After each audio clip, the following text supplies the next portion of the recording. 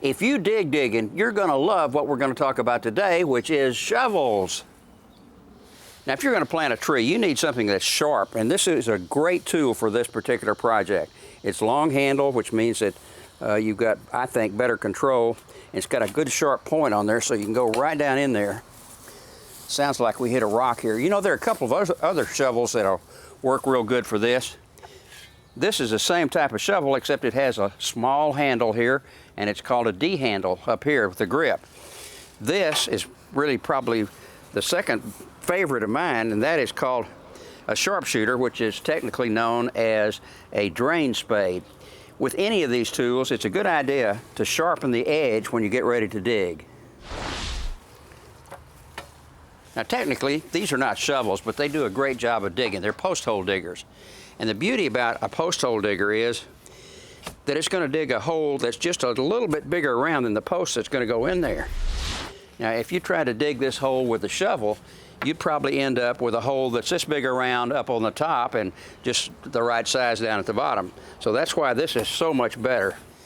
Even though it's so much better, it is hard work, and if you really want to get the hole dug, you can go out and rent some post hole diggers that use power. Now, when the hole is dug to the depth that you want it to be, there's a little trick that's going to really help you a lot.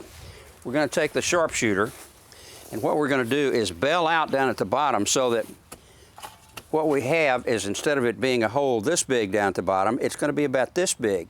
And when you pour the concrete in around the post, this gives it a real stable effect, because that big bell at the bottom is not going to let it lean, it's not going to let it pop out. So that's a good thing.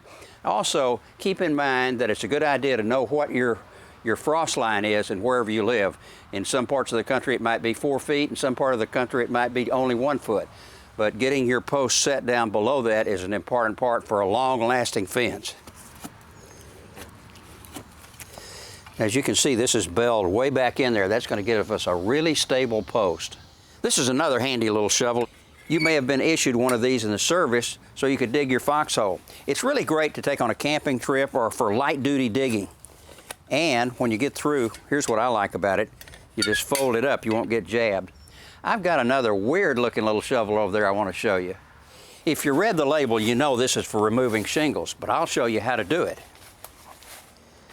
Now, you see these teeth that are here, they're going to reach in under there and clip off any nails that get in the way, but basically all we have to do is just start in here and work this in under and raise up as we go.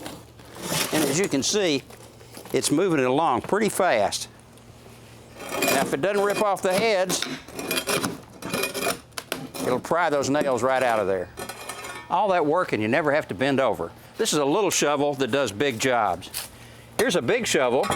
It does all sorts of jobs. It's a grain scoop. We're going to use it to pick up debris. You can also use it to pick up leaves. In the wintertime, you can use it as a snow shovel.